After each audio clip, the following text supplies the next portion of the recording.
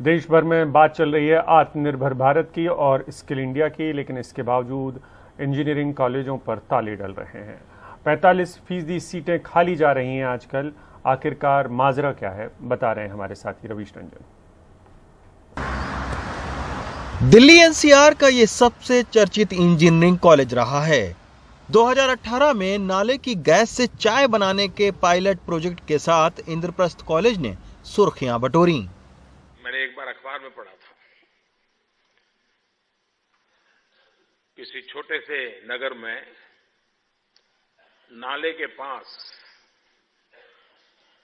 कोई चाय का ठेला लेकर के खड़ा रहता था और चाय बना करके बेचता था।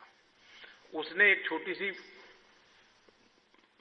बर्तन को उल्टा करके उसमें छेद करके एक पाइप डाल दी और जो गटर से गैस निकलता था वो पाइपलाइन से उसके अपने चाय के ठेले में ले लिया और वो चाय बनाने के लिए उसी गैस का उपयोग कर करके चाय बनाता था। लेकिन अब कॉलेज ने बीटेक में दाखिला बंद करने का ऐलान कर दिया है। इससे नाराज सैकड़ों छात्रों ने जमकर प्रदर्शन भी किया था।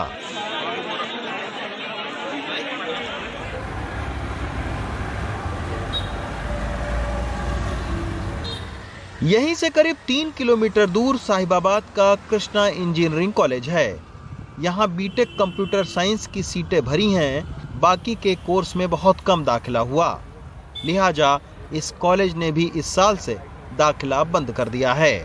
सारी डिमांड सीएस की है।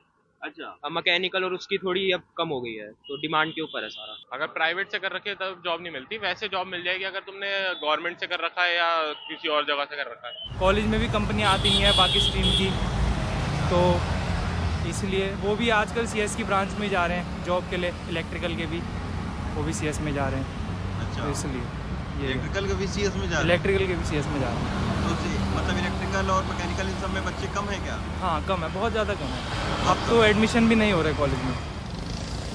अकेले उत्तर प्रदेश में तकनीकी शिक्षा की बात करें तो बीते 3 साल में 20 से ज्यादा इंजीनियरिंग कॉलेजों में ताला लग चुका है और पिछले साल करीब 50,000 से ज्यादा सीटें खाली रह गई थीं। जानकार इसके पीछे कई कारण मान रहे हैं। एपीटीयू की प्रवेश परीक्षा में देरी होती है। डीम्ड यूनिवर्सिटी खुल जाने से कॉलेज में दाखिले कम हो गए हैं।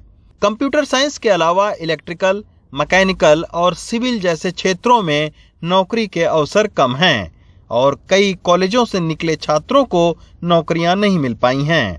आपको पता होगा अभी पिछले 2-3 सालों से बच्चों का रुख सिर्फ कंप्यूटर साइंस ब्रांच की तरफ मुड़ा है, जो कि आइडियली ठीक नहीं है किसी भी देश के लिए या किसी भी स्टेट के लिए, क्योंकि engineering is all about mechanical, electrical and electronics.